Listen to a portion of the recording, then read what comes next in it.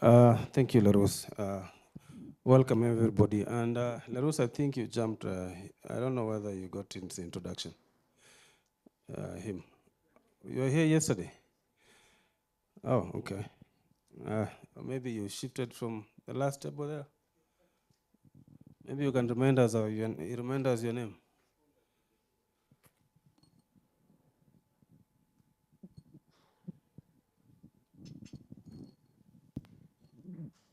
Good morning, everyone. Edwin from the University of Nairobi.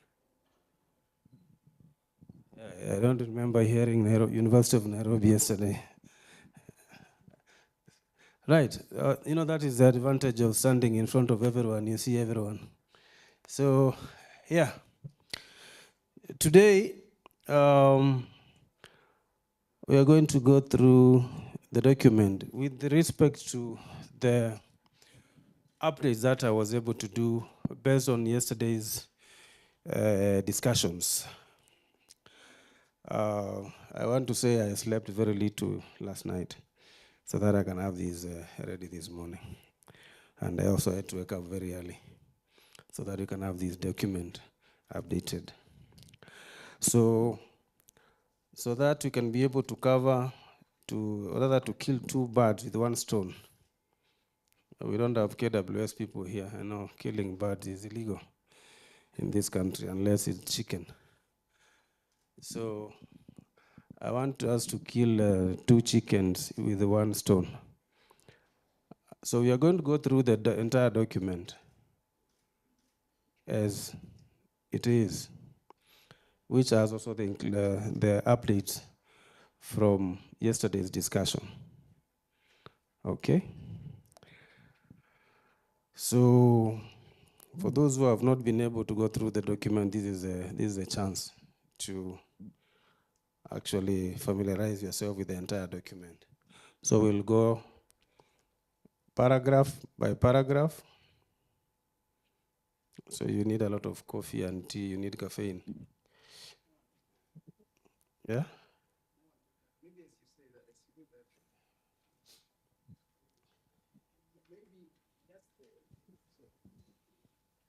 No, I was just saying there was only one person who took coffee. Only one. That is me. That is okay, fine. Okay. Maybe as the consultant take us through this document, what is the expectation of the participants at the end of it? Good. Because I think that's going to be extremely important. As we go through this document, he will be coming back to you and ask you whether you are now comfortable with the document the way it is, or you still think that there is something else that needs to be done. So be extremely keen, so that by the time we are finishing the presentation, you can actually say, if you are okay with the document, put up your hand. I'm just saying, so let us begin so that we look at the document with a lot of keen eyes. Correct? So the issue about coffee and tea, we'll discuss about that. Right. Thank you, Director, for that. So the emphasis is you need to be very keen so that by the end of the day, we can have the ayes and nays. Yeah, so that we are going to vote by acclamation whether we agree or disagree with the document. And that is the validation. Right. So we have the executive summary. This might probably change a little, but it has most of the content. Should I ask somebody to read the first paragraph? Remember how we used to read set books in high schools? Yeah. We ask somebody to read the paragraph, and then we can discuss it. So we are not going to do that, but that's the first part, which is executive summary. It basically summarizes the entire document. Yeah, it highlights the various parts, important key takeaways, so that anybody who reads this document can be able to have a glimpse of the entire document by just reading that particular paragraph. Now, it has been there for a few minutes. I'm sure you've been able to read the two paragraphs. And Machogu, you can, and Mulama, pass the mic.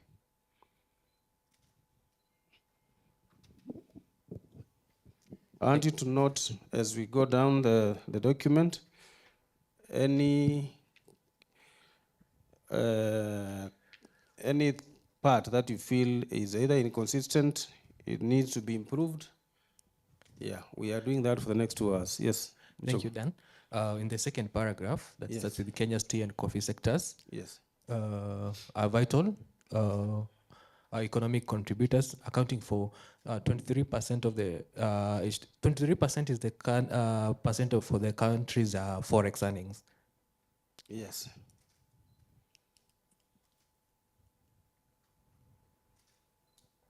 And also, since I believe coffee employs around 650,000 farmers, tea around 700.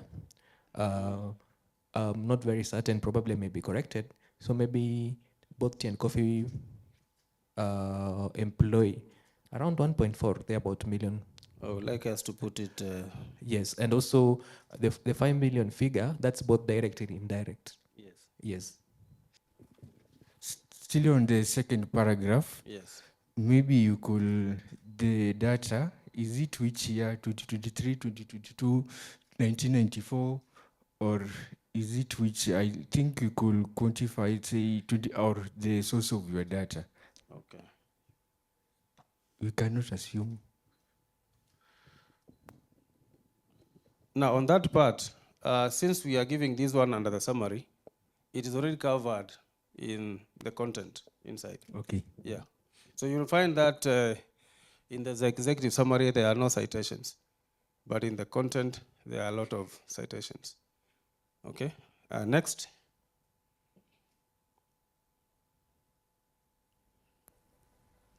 So we're going to third paragraph of the summary.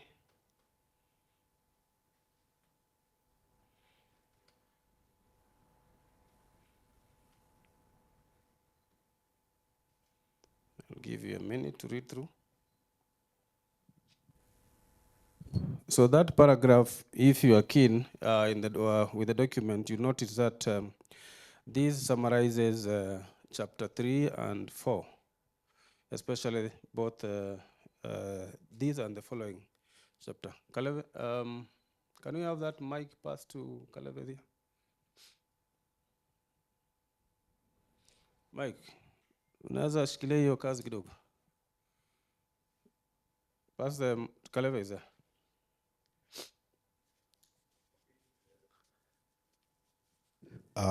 Thanks a lot. I can see we are mixing acronyms midway in the executive summary. I would have hoped that these acronyms get a standalone page where, for instance, SCP is defined, GHG is defined, okay? So that the summary is just something, a continuous statement. Yeah. Right. About There's a whole page, actually 2 or 3 or 2 pages of acronyms, but I hear what you said. So that we don't have the acronyms in the summary. So you can be able to remove them and retain them in that particular page, right? I don't know, Kaleve is right in what he's saying. But I don't know whether for easy reading, so that when I see SCP, I don't scratch my head and say, let me go back to check what it was. You already see it's already stated here. So I don't know, well, what Kaleva is saying is perfect and maybe the practice, but Maybe for easy reading also we can consider leaving it here, Kalebe. If just for easy reading, so that you don't go back to say, let me go to the page where SGGHG is whatever NTMs is. You already saw you already see these non-tariff measures, and then you proceed. Yes. Yeah, I can see there is someone. Yes, sir. I mean, I concur because the executive summary should be able to be extracted and sent independently to somebody that would then be able to refer to in a separate action to the full report. So I agree with the director. Thank you. Thank you, Mukhtar. Thank you, Director. Actually, this is the first point in our document where we are introducing acronyms. So we can either use the full words without acronyms, then we introduce acronyms later, or still use them here as together with the full words. All right? But this is the first point where we are actually introducing some of these words for somebody who is reading this document. So we can still retain them as they are. Okay, right. Okay, thank you very much. Maybe it's, another thing I wanted to find out whether we have the same understanding.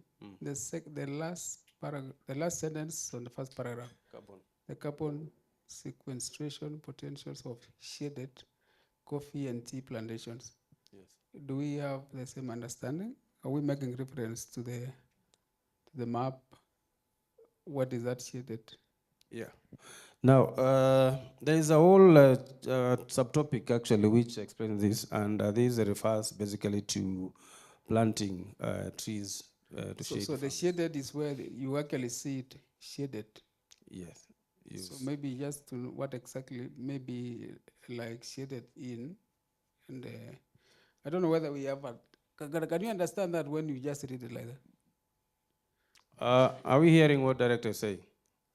The word shaded. I thought maybe you could make a qualification. What exactly that you can say shaded coffee and tea plantations in, or as highlighted in whatever in the map or whatever it is. Should we the add chart. tree shaded?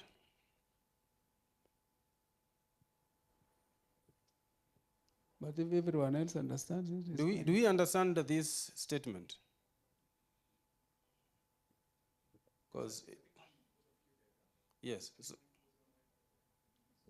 So should we add tree shaded coffee and tea plantation? Yeah, I think there is no harm because it's a bit vague because shaded may mean many things, and I'm sure it's addressed in the document. Yeah. So maybe we could put tree shaded. Tree shaded. Yeah. Director, that take care of what of the ambiguity.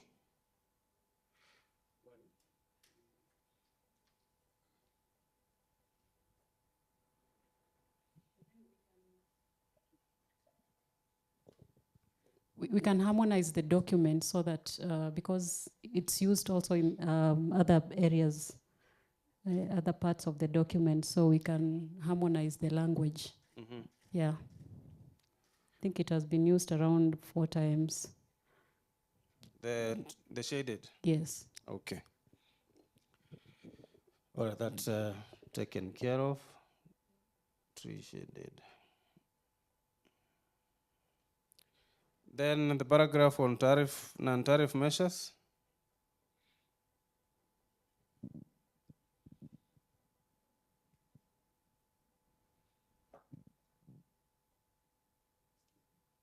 Yes.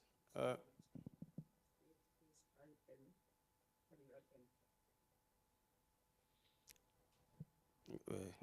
Mashoko first, Yeah. then director here. Yes, I think the paragraph on non-tariff measures, maybe you can list a couple.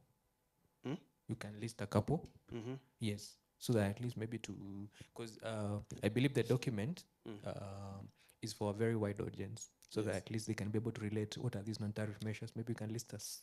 Okay, I had couple of them. a few. I mentioned a few examples. Yeah, kindly. Okay. Director here.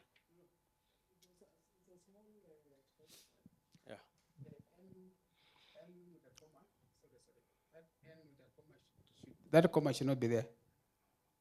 Oh, State yes, face yes, high, yes, yes, yes. none, yeah. Non-tariff, yes, yes, yes. Yeah. This, I don't know how it ended up here. Thank you. Another one? Very well.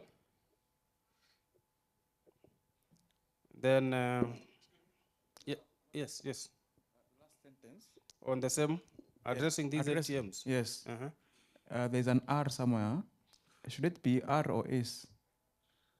Which word? Addressing these NTMs and Enhancing enhancing transparency. and regulatory alignment are crucial for improving market access and reducing trade barriers. Should it be R or S? Because we're saying addressing is crucial for improving. Oh, okay. Oh, article. Yes, the article. Okay. Let's see what the English computer tells us.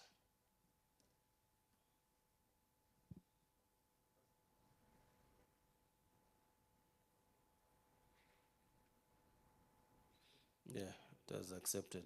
So let's go to the bit about women participation.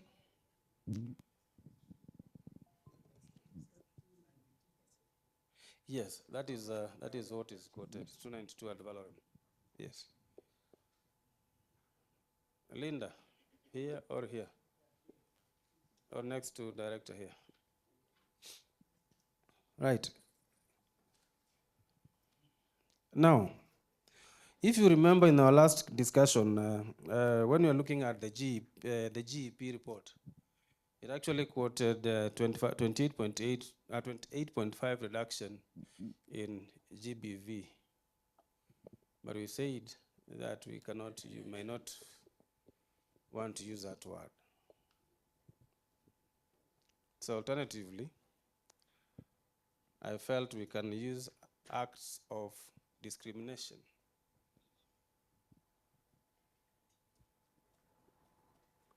I want consensus in the use of this against women. I'll add women. The report says reduction. Mike, where are you? Alice. Yeah, I want to hear consensus. Let me hear. Yeah. Reduction in acts against inequalities. No, reduction in inequalities. Reduction in inequalities. Yes. Somebody else?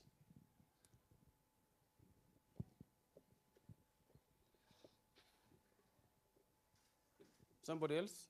The word that we are replacing here was gender-based violence. So we need to replace with unacceptable. Can we use harassment, because gender-based violence, discrimination, and all forms of gender abuse fall under harassment? Mike, let's hear from Karibu Susan. Yeah.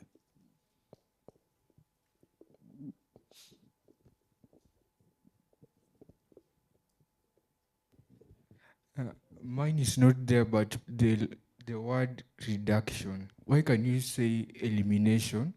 Because in our policy document, if you say, you are alluding that it's still high. So I'm hesitant with the word reduction. You say elimination in gender-based violence. So elimination versus reduction. Consensus. The word on the floor is. We cannot use elimination, because actually right now we even have cases of femicide, so, and they are on the rise. So we can't just say elimination.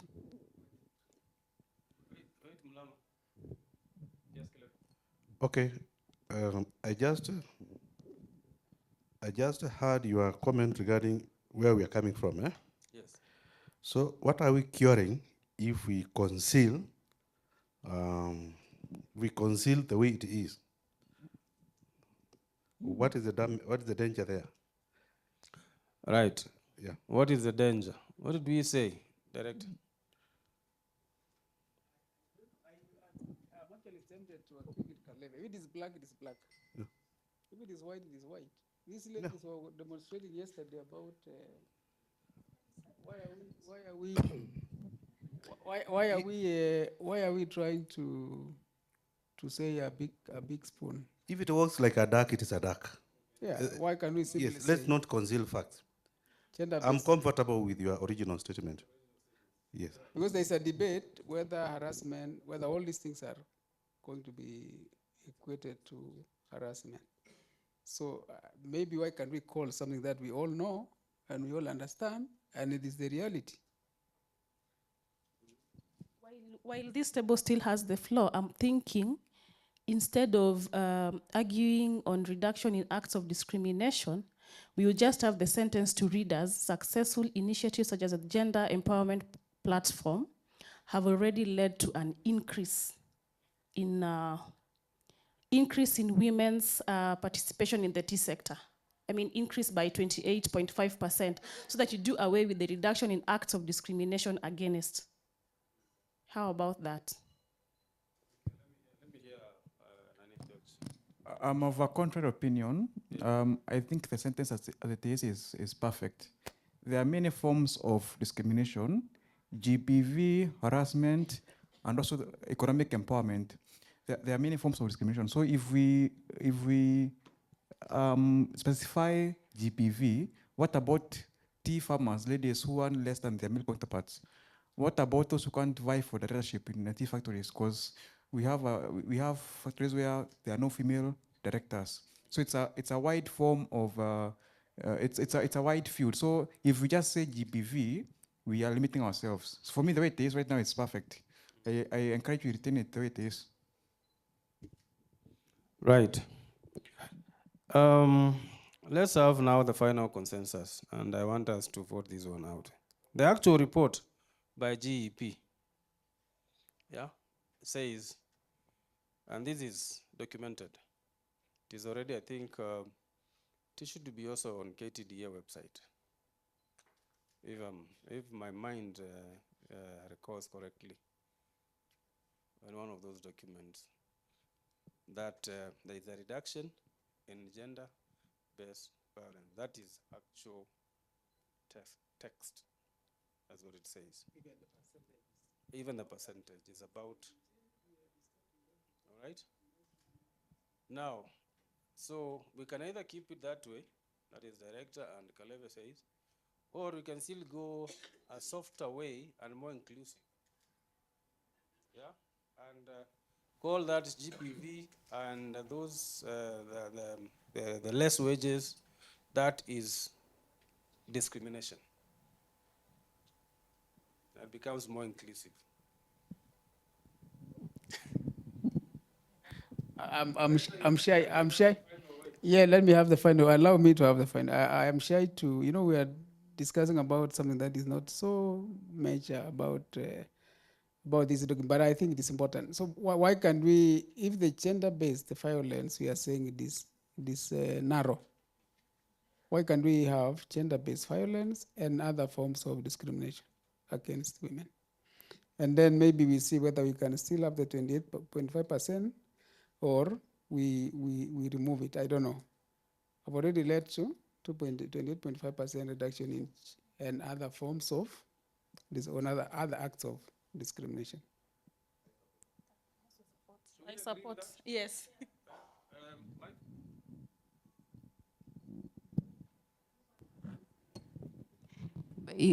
There's a report that you say you've actually extracted that information from. So I'm worried about the percentage we have and what you're trying to add. Will it tally? If it will, then it's fine. But if not, then it will not be factual according to the report if you're to make reference to that report. Now, I hear you, but if you agree on the consensus, I'll basically treat it accordingly so that we do not misquote the report and we do not also dilute the report. Okay? I will add a footnote and mention on the, I'll add a footnote on the percentage and quote the report. Okay? Then the other becomes our consensus and addition. Right? Yes. So that basically takes care of the report and the wider discussion. Right?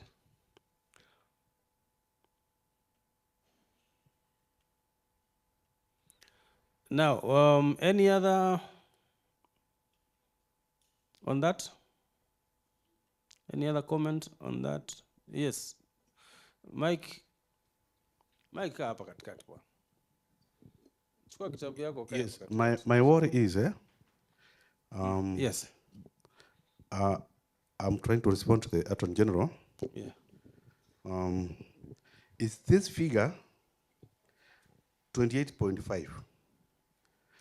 Initially, we attributed it to GBV. Yes. Okay. So now, because we're introducing other aspects which also have got a contribution to the figure, then we should find a way of proportionately changing the figure. But if it is not possible, then GBV is the only aspect attributable to 28.5%. Yes. Yes. Yeah. I hear you. And yes, that is actually why I've put that footnote. The footnote now takes care of the 28%, 28.5%. All right. Okay. The next paragraph. Oh, yeah. Sorry. Susan, sorry. Thank you and good morning. I was just looking at it, and I don't know whether you've quoted the year of that report so that we are in context of what year we're talking about previously. And then I'm just asking also, is it empowerment in tea sector only, or is it tea and coffee? Now, this GEP has been analyzed the tea sector specifically. Yes. So clarification. And it is quoted. I have referenced it where we actually, because we are only discussing the executive summary. The whole content is taken care of in another subtopic, and it is cited appropriately.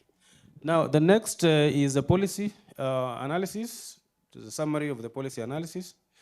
And here we basically summarized, quoted a few, like Vision 2030, National Climate Change Response Strategy, the regulatory standards like the Kenya Tea Industry Code of Practice, Coffee Industry Code of Practice. Yeah, and of course, some bits about international, aligning with international green standards. And this basically summarizes the policy framework topic somewhere in the content. Anybody with something to add here?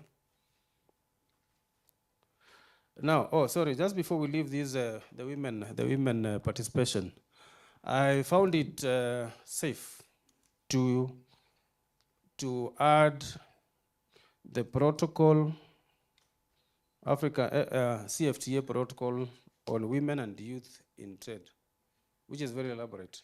Yeah. So I felt we should have it also mentioned here, but it's also cited in the document with some more content. Actually, I made those additions also last night. All right, then the last part, the other part is the emphasis the need for comprehensive climate action and sustainable trade policies. This involves integrating climate smart. Basically, this is chapter 5, chapter 4. Yeah, Mike, patia Machogu microphone. Yeah, and this is basically what we have been able to cover in the objectives in chapter 6, the direction, and also 7. Go ahead. Yes, in the last paragraph, Yes. one of the intervention is carbon sequestration initiatives. Yes. And we want farmers to benefit from carbon sequestration initiatives because tea and coffee plantations are carbon sinks. Now, for them to benefit financially, there must be some financial incentives, maybe from companies that want maybe to do some carbon offsets. So maybe you can include some element of maybe green financing, or maybe green trade, carbon credit, maybe carbon offsets. Okay. Yeah, thank you. Thank you for that. Yeah, I think even when we talked about carbon sequestration here, we did not look at it from that point. We only looked at it from a solution. No, not in that context. Okay, that's well now noted. Right. So that is basically it about the summary. From there is basically the table of contents, which I'm going to skip. I'm going to skip all that and then move to, here we have the list of abbreviations. And there are how many pages? I think that's two pages. Then we can, yeah, I go up.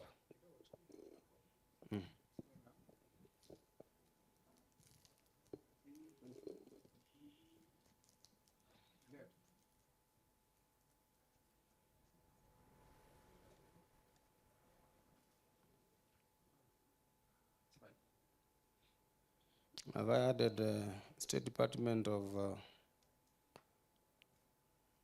no.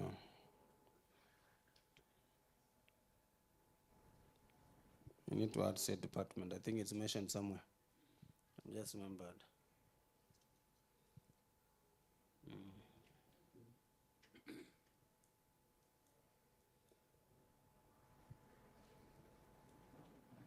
Okay.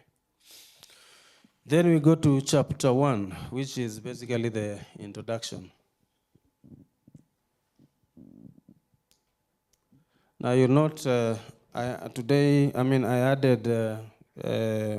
changed the population from 1.3 in the previous document to 1.5. You'll wonder where did we get that 200 million people from? Yeah, but the current UNECA document actually says we have already hit 1.5 billion Africans in the African continent. That is as 2024. So I updated that. The initial figure of 1.3 was taken from the CFTA document. Yeah. So, and I did put a footnote so that I can show where I got that from.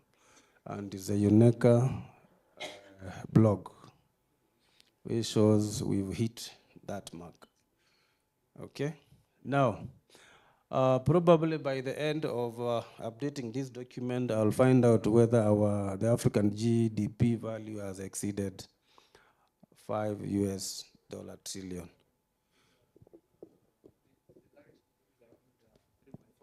Yeah. Yeah, but let me just confirm right now. Yeah, please, you can do that for me. Okay. Because the $5 trillion is what has been estimated in the CFTA references. Okay? But if you can get an updated figure, I'll be very glad to update that. Yes. Where we don't have an accurate, an exact figure, because most of these figures actually you go to different documents, you find different. Even the population, 1.3, 1.4, 1.5.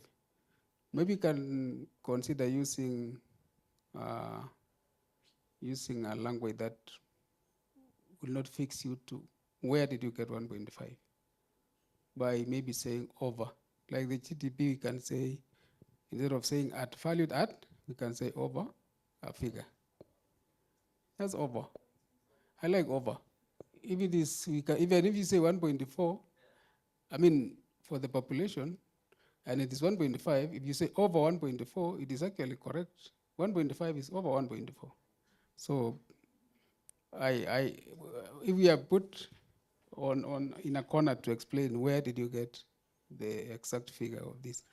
If you say over, I will always get away with it. But that's the way I normally look at this. But I don't know the rest what they think. That's well noted. Thank you. So we proceed and go to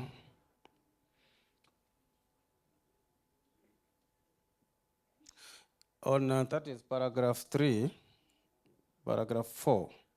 We're talking about on the national CFTA implementation strategy for Kenya, which is a means to deliver the CFTA and make sure that Kenya benefits. So we introduce the national CFTA implementation strategy here.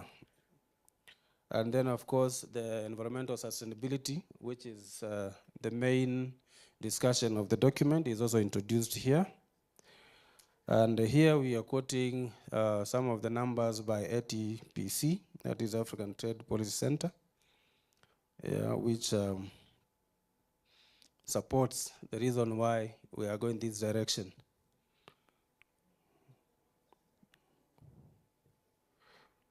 Then again, as we move down, we also introduce the national trade policy, and the constraints it identifies.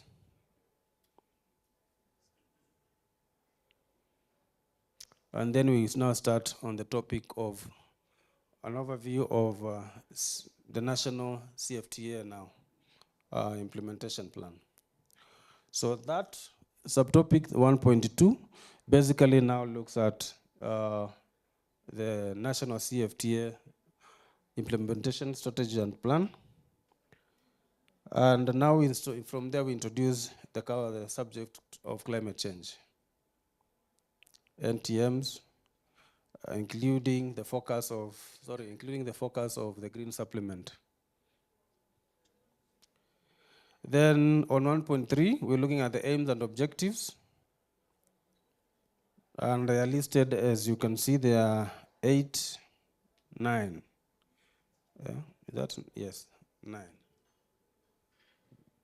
Yeah.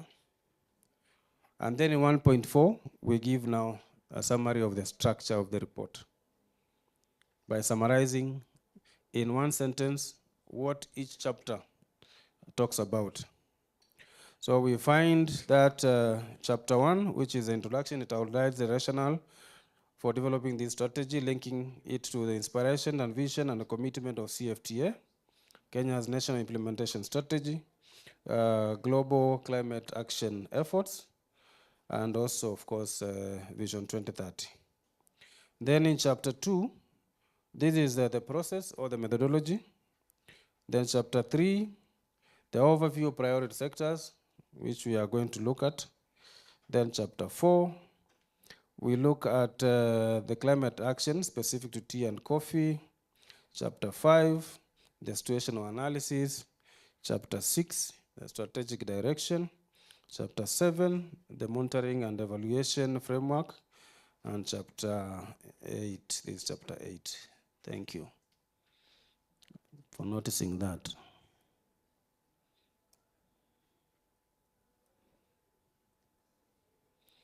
Yeah, it introduces the integrated marketing and communication framework. So, chapter 2, the methodology.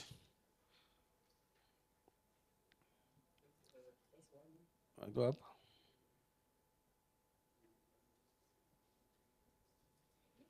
Oh, chapter 8. So this is correct. Sorry.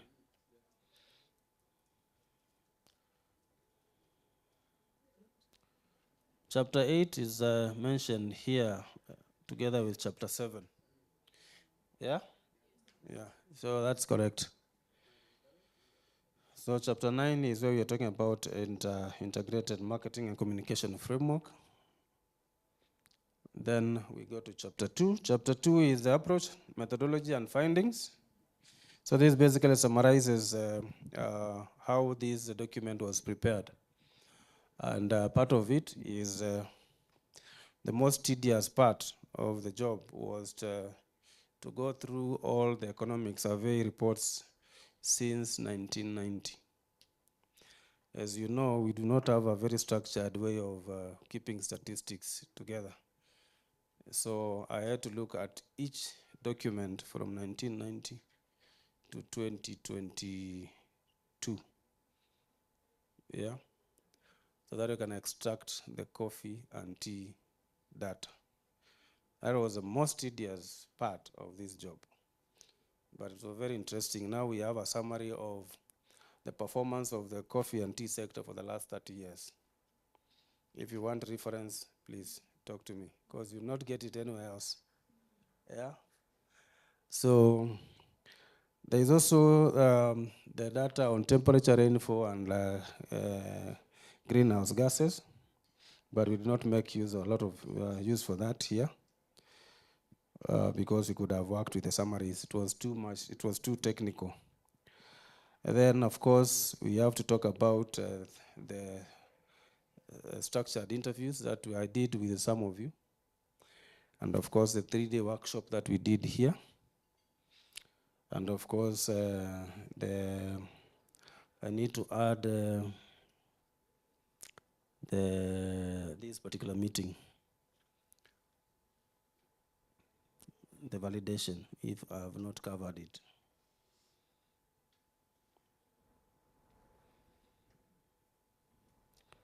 And the sensitization workshop. Is it correct to add as part of the development? No. Those, that is part of the implementation. I call it part of the implementation. Beginning of the implementation. Okay. So the methodology now ends with this today's meeting, the validation. So chapter 3 is overview of coffee and tea production and trade in Kenya. We are privileged to have a quote from Susan. Yes. Mike, where are you? Well, where Susan said, the world of a cup of tea and coffee is a common denominator to bring people together, and I think she agrees with you. She said also the same thing yesterday. Yeah. Taking coffee and tea is not just about the coffee and tea. It's about bringing people together. Yeah. And it has been like that since we can remember. Kujeni tukunywe chai, watu wa kanisa mko wapi? Yes, Wachego. Thank you. In regards to chapter 2, Yes. the airport and methodology, Yes. from the information you collected both primary and secondary data. Yes. Yes, maybe I think it's you can also indicate maybe the nature of the data. Maybe if it was secondary data for this, maybe for temperature, if it was primary data for specific, and maybe also the type of the data. Maybe if it was cross-section, for example, for the for the interviews that you did, maybe if it was maybe cross-section or maybe panel data. Yes, so that at least we can, for somebody maybe who is reading, can know the nature of the data of who is who you collected. Thank you. All right. Well, I think Machogo and I seem to have gone to the same research class. I was avoiding those technicalities, but it's all right. I think I can do that. Yeah, so that we can have that if it is not sufficiently covered.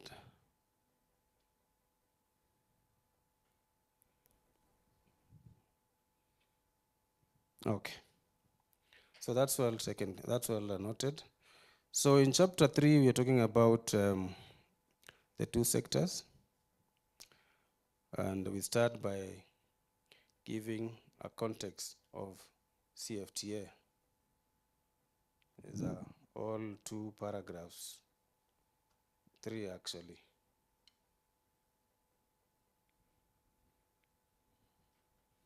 Where here we're talking about the history, the ratification by 2023,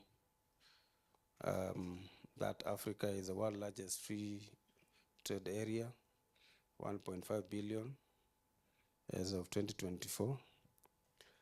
Yeah, you see here we're already talking about 23 trillion US dollars as by IMF in 2023. So we'll see how we can be able to harmonize, as director said. We say over. All right? And then there is this particular paragraph here, which is also an additional from the last document. Yes. Yeah, give Anne. So as Anne takes the mic, there is this paragraph, and I want consensus on this one. As we are talking about the positive initiatives of CFTA, there are challenges that are already existing, yeah, as far as intra-African trade is concerned. Yeah, so I felt it would be good to have this particular paragraph here. And we are saying that these initiatives, and which is basically the agreement, the CFTA agreement, is taking place against a backdrop of challenges. And I've summarized them here. These barriers include trade infrastructure, where we're talking about poor rail, road, and ports connection. We are talking about unreliable energy, ICT connectivity. Energy is power, the grid. ICT connectivity. Then we compound that with inefficient customs and logistic processes.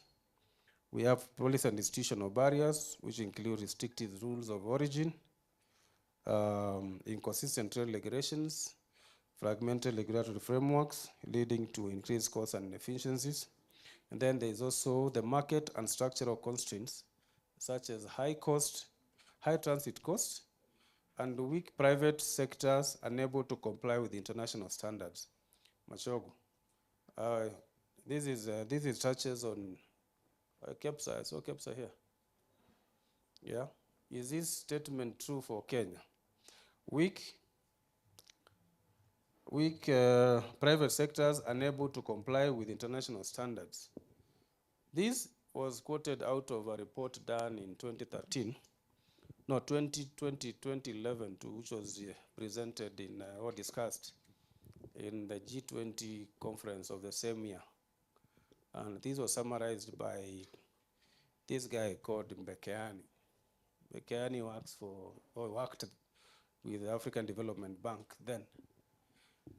And I tried to look at the literature around the same barriers, and very little has changed. So maybe a few countries has probably moved a step forward, but in general, most countries in Africa are facing these three barriers to trade. That is infrastructural, institutional, and market, or market structure, market and structural. So those are the three main barriers to trade, to interregional trade. So I added that, and then of course the solution, which is addressing them. These barriers require investment in infrastructure, harmonized trade regulations, political will or goodwill, and the capacity building is crucial for effective implementation. Hiyo kizungu hapo nasikia ni kama imepita. George. No, Ann first, and then George, then Machogo. My comment was on the previous para, where we're talking about the state parties that have ratified the AfCFTA. Yes, wait a minute. I think we need to update that. Please. And maybe Linda can correct me from the last meeting of the Council of Ministers. Yes. I think we are at 48, right? 48 countries? 48, yes. No, 48 of, okay. Yeah, 49. Madagascar, Liberia. Okay, can we get consensus from? Yeah, I think we can confirm from the COM report, yes, and quote, please, because the last time I checked it was 48. Yeah. But you can check.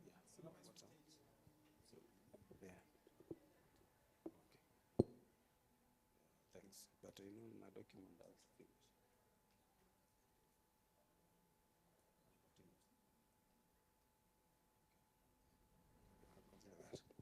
So, Mulama, you are going to confirm for me that whether it's 48. Okay, it's confirmed. This, which is this year? Last month. Oh, sorry.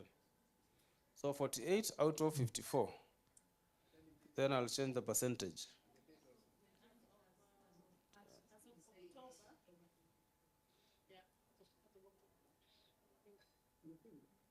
November 2024.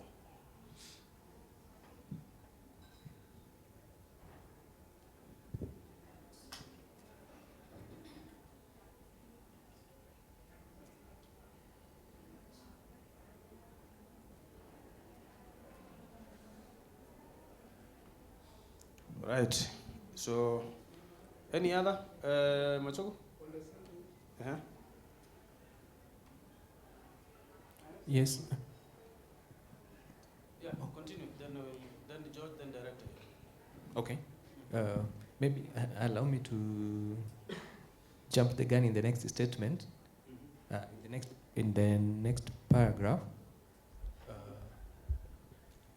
the statement reads: the FCT is the world largest free trade area, and you've quoted Mata and Bengoa. That's 2021, and also by population. Probably you can also revise the population. Maybe I can give you the latest data from African Development Bank. That's 2024 data. Population in Africa is currently 1.49 billion. 1.49. That's 2024 data. Also, for the GDP,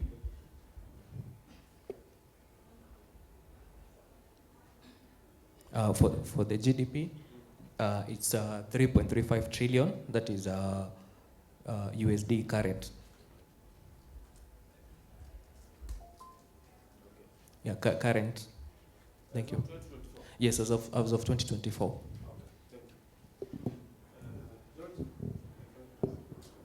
My comment was the same as Anne's on the state parties, but you've corrected. So I would only urge maybe, could we change the citation from TRALAC to maybe AfCFTA?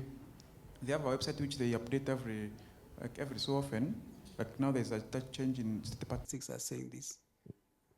African Development Bank is saying this. So let us use something that can give us space to get out of it. Now, I wanted to say something about the non-tariff barriers, the challenges. I don't know. Yes. The report, they also adopted the report. Yes.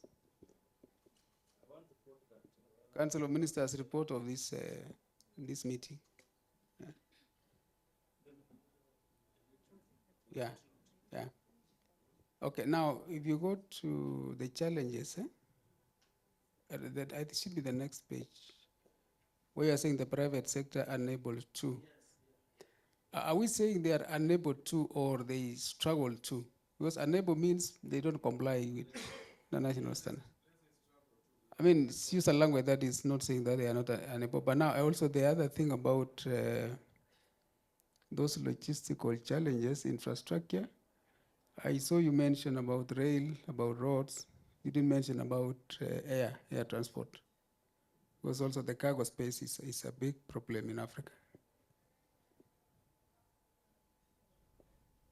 Yeah, there are poor rails, roads, and air connectivity, air and boats connectivity. Because now we're talking about cargo space. Yeah, and then you go to the next page where you are talking about restrictive rules of origin. I don't know if they are restrictive. Anyone in the private sector who is saying this one is complicated for us.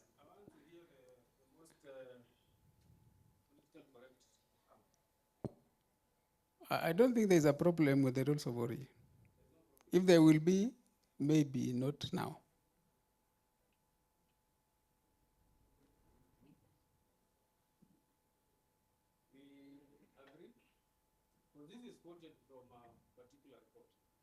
Those reports, let me tell you, those reports, I have a problem with most of them. They were done by myself, they were done by Linda, they were done by my sister with their own subjective. There is always a belief that rules of origin are restrictive. Whether you have seen them, whether you've understood them or not, you think that they are restrictive. I don't think there is a problem with the rules of origin at the moment, if you ask me. So let me see what, just go to the beginning of that statement so that we know, we can contextualize. There, yeah. These initiatives are taking place in the backdrop of those challenges. And not one of the challenges is not rules of origin. There's no one who is saying I wanted to export this to a particular country in Africa, but the rules of origin are not allowing me to. No, it's not true. Okay. It's like saying the Kenya Constitution is so difficult, that is why I'm in jail. Well, maybe I actually have a problem every time that when I see reports on the rules of origin, because there are things that are not correct. Yeah, maybe, but I can leave to colleagues to make comments on that, but I think for me, that is not yet a problem at all. Yeah.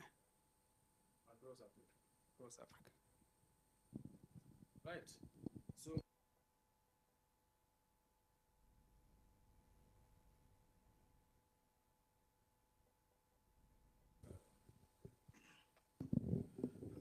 Okay. We are not defending ourselves, but inconsistent trade regulations. So we are saying somebody is making regulations which are not consistent. I'm not defending myself, but I'm not aware of any. Before we end up removing these challenges completely, I want us to be aware that this paragraph refers to interregional trade within Africa. We might have cleared the inconsistencies in trade regulations in Kenya. We've made a step, but we cannot say the same of DRC, Central African Republic, Chad, South African countries, yeah. So this has an element of cross-cutting truth. That is what I'm saying. That is what this paragraph is all about. Mike?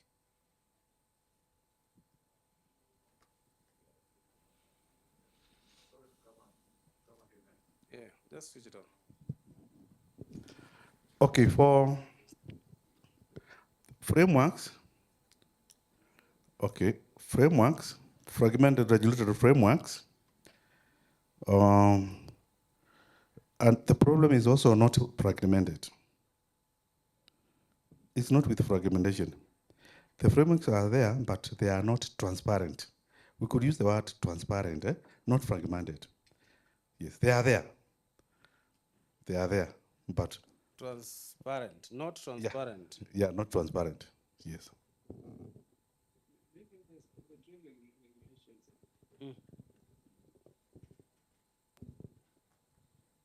Maybe on the trade regulations, I agree with Kaleve on that, but I also think that it's actually a problem.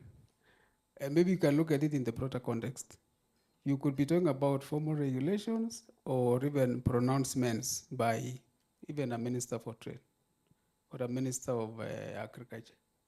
This is where I give you an example. You say you have liberalized in your tariff offers sugar across. You say, Kenya, you are liberalizing sugar by this time. One day, one morning, you find a minister waking up and say no importation of sugar to this country.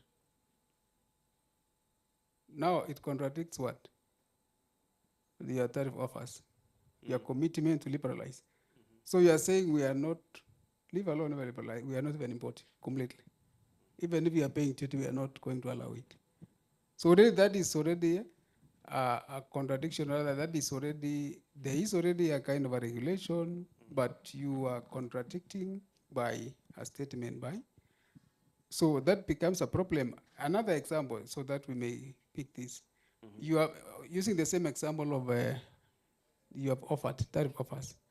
But now you come back and say, no, no, but we want to introduce a import levy.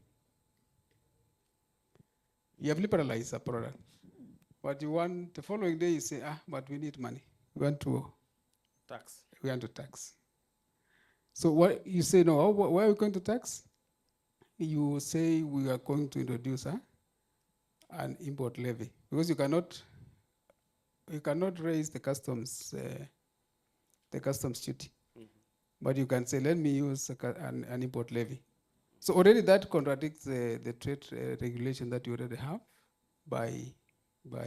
so there is no predictability in terms of what the practice. And these are very common in the rest of Africa. Every other country is doing this. I can talk about this many times because I've got several examples where we are contradicting our own trade regulations, trade policies, just using pronouncements which are actually contradictory. So if you look at it in the broader context, we can actually agree with what Kaleve is saying. So we can just leave it with that understanding that we are not talking about a trade regulation, but you are talking about trade regulations and maybe other practices, trade practices that comes along. Consistent trade regulations and practices. That takes care of that. Yeah, Susan? Karib George. Maybe we go up just a bit. I am not in agreement with use of poor. We can use maybe inadequate, unreliable, or something, but not poor. And then about energy, is it unreliable or? Power.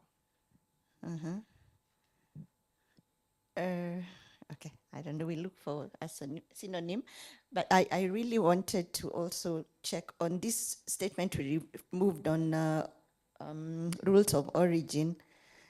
When I was at KEPSA submitting, we had issues with rules of origin.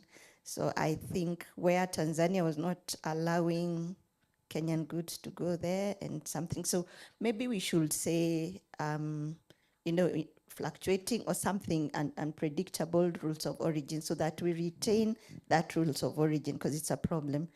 And even the measures, like the way we measure our sodas, the way they measure, maybe even our coffees and all that. So maybe that should remain there, but we give it another word apart from the one we had used. Thanks. The director is vehemently disagrees. Shaking his head. Yeah, director. No, yeah, I understand what my sister is talking about. It is not about the rules of origin that are not consistent, that are restrictive. It is the implementation. A country is not implementing. The example you gave, our neighbor is not accepting certificate of origin. So it has nothing to do with the rules. It has everything to do with the implementation. So maybe lack of implementation of call it strict implementation of the rules of origin. But the rules of origin are there. But now someone is not implementing the rules of origin to the way it is supposed to be. I think, Director, what you said earlier, and what we are in agreement with also Kaleve here, in the next statement, or rather in the next part, where we are talking about inconsistent trade regulation and practices, takes care of that bit adequately. Yeah? Right. That is a very healthy discussion. Let me add that one before I forget.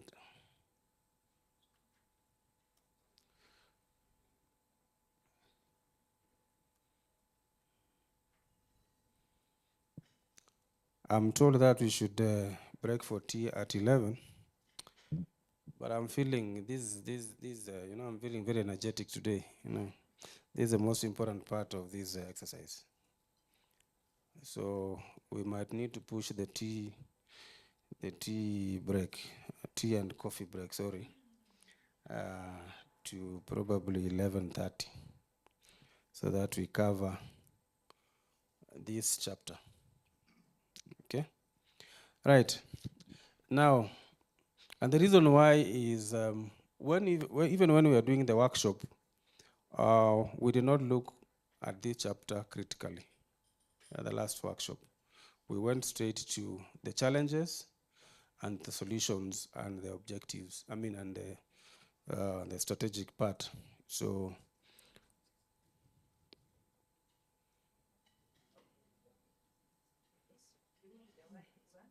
poor and have inadequate. Now, I know we've taken time to argue this particular paragraph, but I also needed to mention that this is actually quite inadequate railroad, air, and ports connection. This is actually out of a report called Understanding Barriers to Trade in Africa, done by African Development Bank sometimes back. But the additions are valid.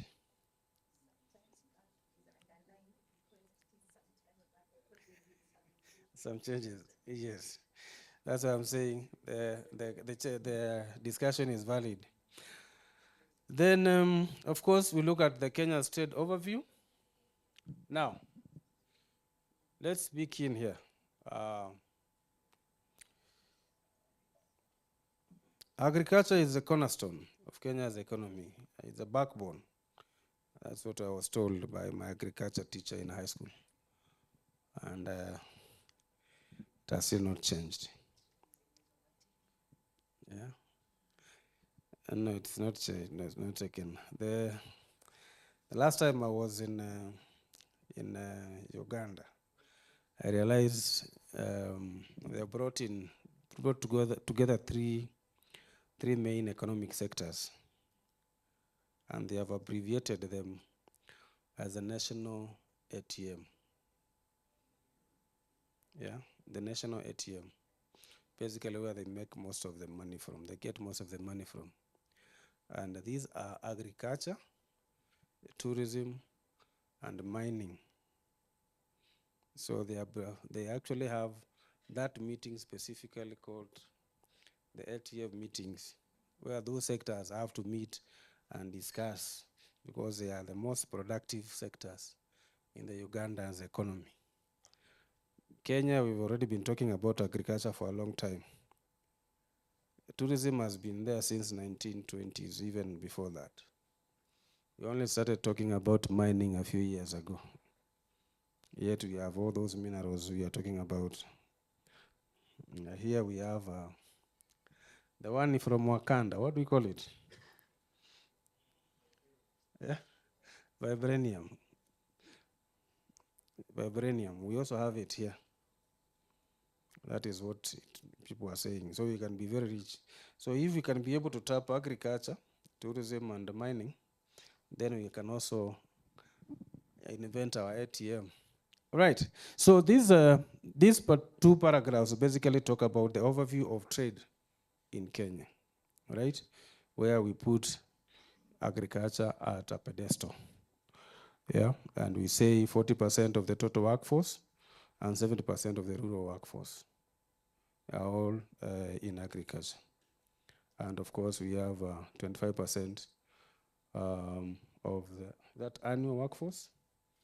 Yes. And we have those reports. And we have mentioning that tea, coffee, cut flowers, and vegetables form the top, the major exports, right?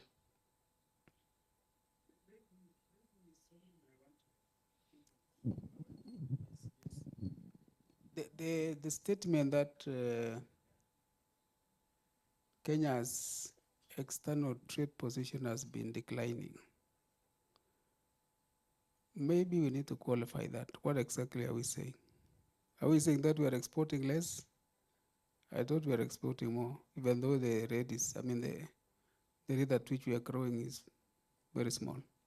But what is clear that it is declining is the trade contribution to GDP. That one is not a debate, it's a declining instead of going up. But in terms of the external trade position, I need to maybe need a qualification of that. What are we saying?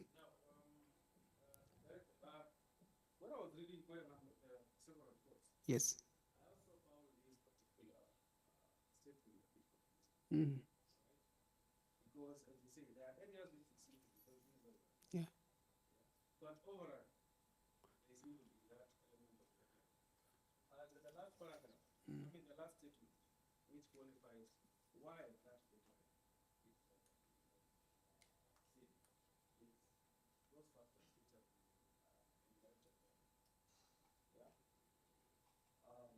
Import growth, declining imports, global economic disruptions caused due to COVID-19, structural shift in Kenya's economy, trade stages, some shocks, and all that. And this is where I got that. Yeah. So maybe if I may, I think that one I would really challenge it. The Kenya's export performance for this year, for the last financial year actually went beyond. The estimate was the target was about 700 billion USD, but we reached a trillion, 1.1 trillion for the last financial year. So that contradicts, or rather this contradicts that particular position.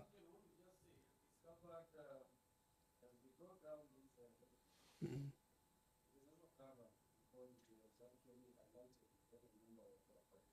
Mm. Actually, if you look at in terms of export of goods, it's about 7 billion USD.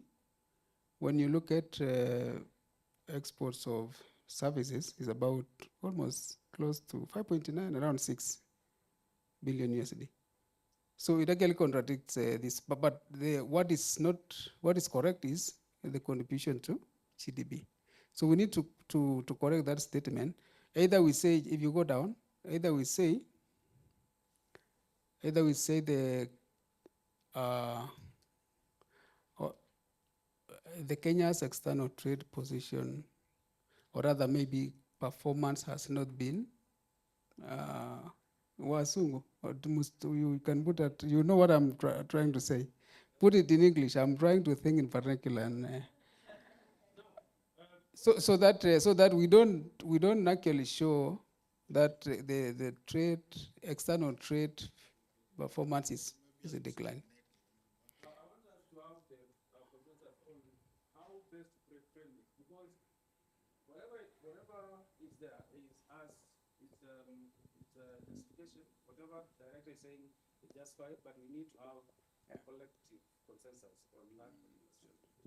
But let me then George. Thank you. I think I concur with Rotich, because position means we are comparing to some other partner, okay? Because at the end of it, what we are qualifying is the performance, not position. Yeah, so performance fits in better than position. Thank you. Yeah, it has declined, and that's a fact, yes. And those are the reasons, yes. Yeah, thank you so much, and apologies, colleagues. Had to respond to some administrative issues in the office. Now, if you scroll up, and I'm seeing that you're using statistics from ITA. I would that for this particular, because this is Kenya's trade overview, you would use the economic survey. Yes, because that's our national data. So, and these are local, it's a national document. I will prefer that you check out the statistics on the economic survey, and we use them for this particular area, because then we are able to defend it as government. It's a government document. And then when you say GOK 2023, I don't know which document. Government is wide. There are very many documents. We'll be very specific in terms of maybe, are you referring to various documents, or so that we are very clear in terms of the sources of the information if someone wants to counter check on that.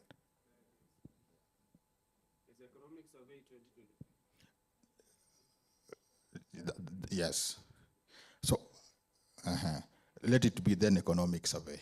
The issue on what we were discussing, I've just opened up 2023 economic survey. I wanted to check what the narrative will be when it comes to performance on external trade. So again, I'm sure the economic survey has a section that talks about terms of trade. Then we'll go back and we check what that narration is, so that then we have a backup from national documents.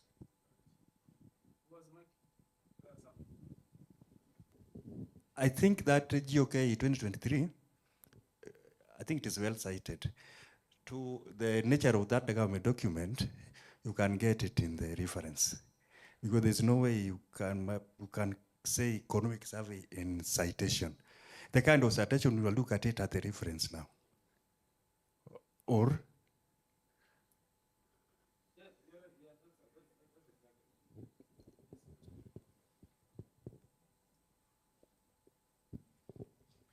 Probably allow me to agree with my senior. For example, for the GOK, and I think you need to be as exact as possible which government institution. For example, if it's data from KNBS Economic Survey, you can say KNBS Economic Survey 2024, 2023.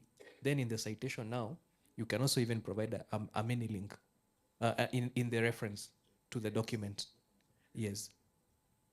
And also maybe in regards to the statement that Kenya's trade position has been declining, probably it needs maybe to be anchored with a reference point. For example, has it been declining maybe in comparison maybe to her peers, maybe lower middle income countries, maybe in comparison maybe to her neighbors, maybe the East African community neighbors, Uganda, Tanzania. Maybe you can anchor it maybe with her peers, maybe lower middle income countries that are the same level, or maybe our neighbors. That's Uganda, Tanzania, Ethiopia. Yes, thank you.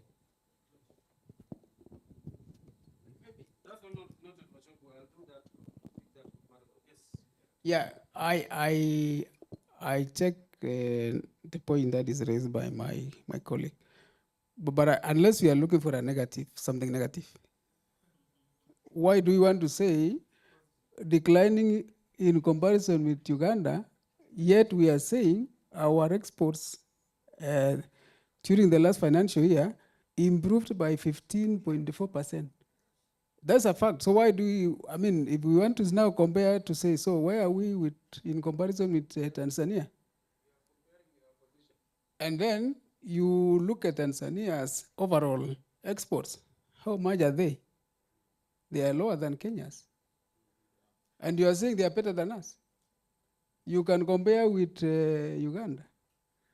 In terms of the position, maybe theirs is improved by maybe 20%. But in terms of overall, it's a fraction of ours. So that's what I'm saying. Unless you are looking for something negative, I want us to pick the positive. Kenya's exports during the last financial year, and I may quote the economic survey now authoritatively because I have it in front of me. I was talking without it. Actually, exports grew to 1.0079 billion USD, the Kenya shillings. That is about 15.4% increase. Can we pick that positive element? But if you want to say that this is not our best shot, we all understand. We should be actually shooting higher. So if you want to say now, maybe our performance has not been so much impressive, You can actually start with this, Kenya's exports. And then you quote this figure. However, the performance has not been so, whatever, and you put it in English. So that we are now exactly saying exactly what we think even about ourselves. And that is why we are coming up with all these strategies to improve our exports. Ebu soma na hiyo sauti yako. Grew to Kenya shillings 1.007.9 billion. 1007. No point. No point. One, remove the point. 7.9 billion. In brackets, 15.4% from increased revenues.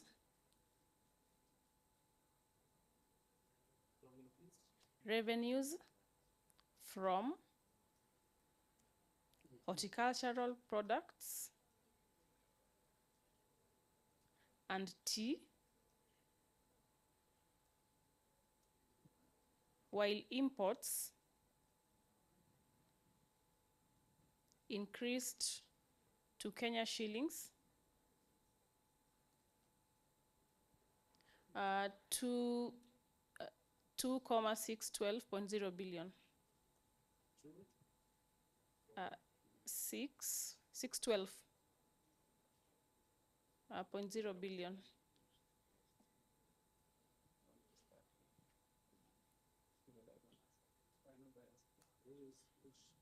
Economic Survey 2024.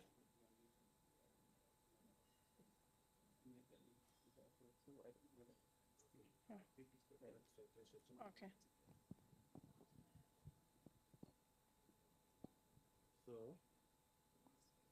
So we say here it is not position, it is performance. Yeah.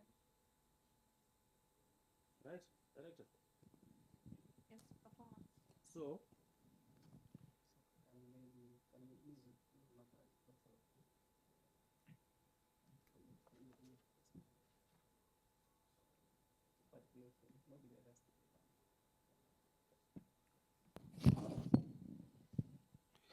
okay, that has been, we've gotten that addition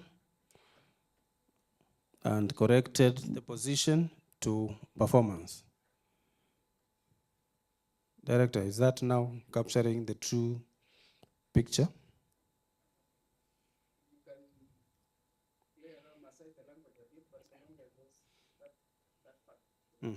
Yeah, that is taken care of. The performance, should we say declining? No, it cannot be declining. What was the fact? Okay, what do we say? Our performance is very slow. That's all. Because you cannot say that at 50% and then you can say It's a declining. So I want us to have the correct. What we are saying is that yes, it has increased to that by that figure, but we recognize that we should have done better than this. So we are saying, however, it's I don't know. Can someone assist me in trying to construct guys, who went to that negative bit? Not a group of schools, but not polling I stations. went to, and my English teacher was my neighbor. Enox, can you bring your big words here? Which is the best word?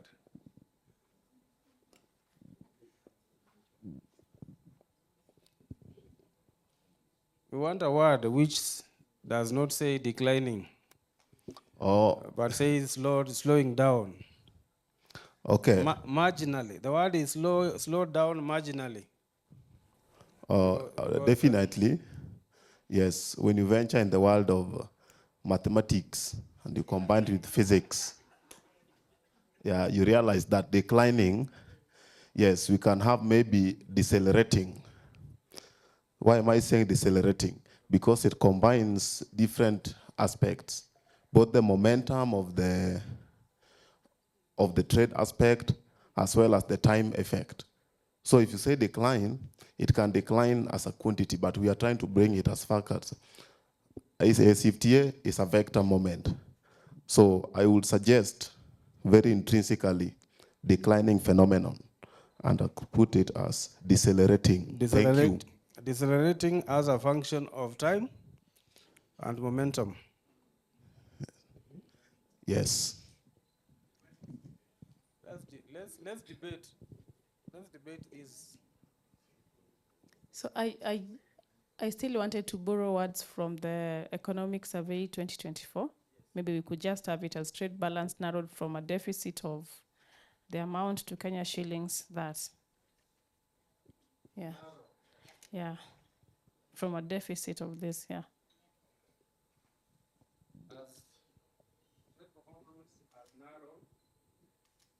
From, no, I'm just borrowing from trade balance narrowed, not trade deficit, trade balance, yes. Mm-hmm.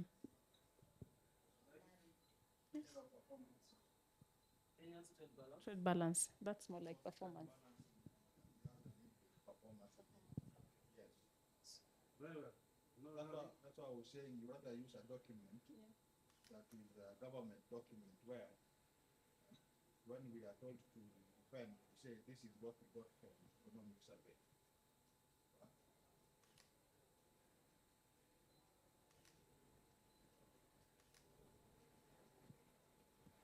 So, however, it is important to note that Kenya's balance trade performance.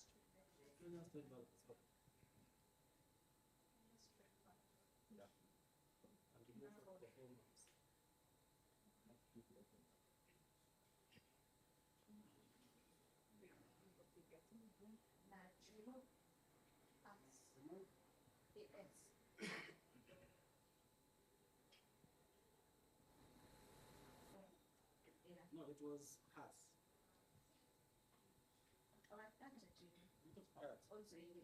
It's important to know that Kenya's trade balance narrowed, indicating challenges for overall export competitiveness.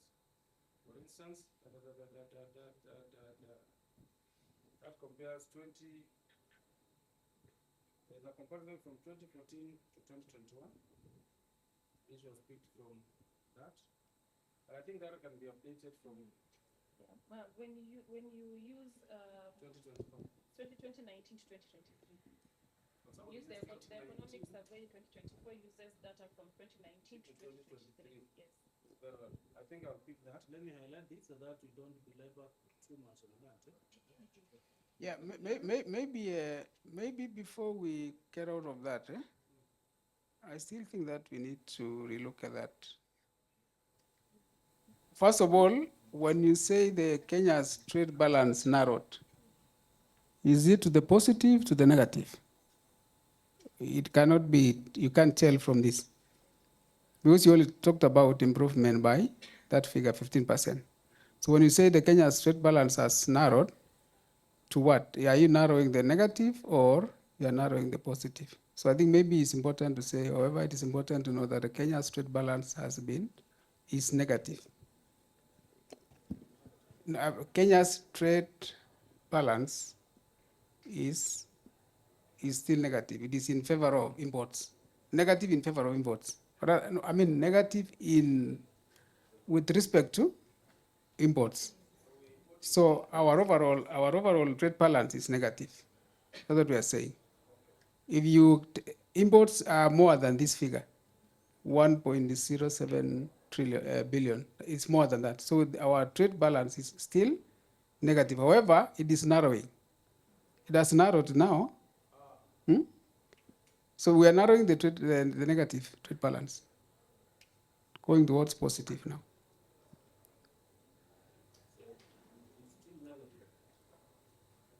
Kenya's trade balance is still negative, but that's narrowed.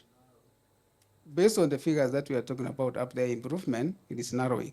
But now, this linking it now to the challenges, all that maybe, I don't know whether,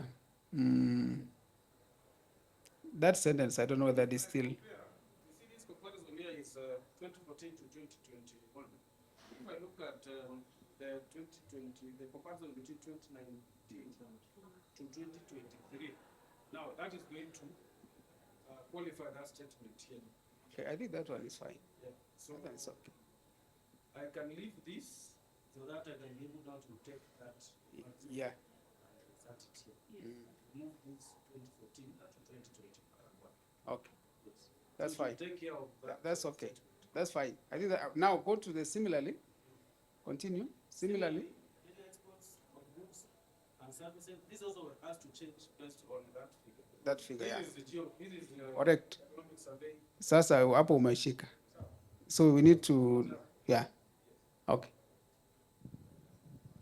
Director, we are putting based on the current 24. So we just leave it at that for now. Right? What I wanted to say was maybe because you see we already have this data in the strategy, right? We already have this in the strategy, and the strategy talks about data from 2014 to 2021.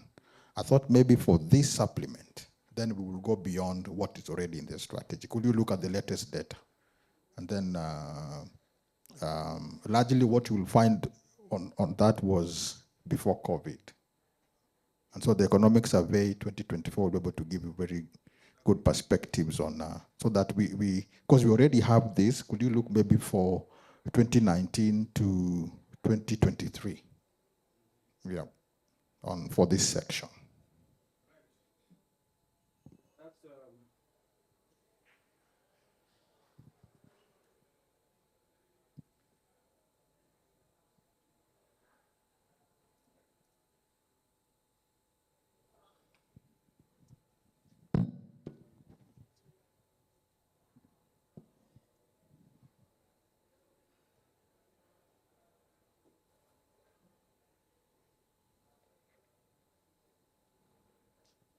okay. Let's proceed with the next coffee and tea. But we're telling tea, practically.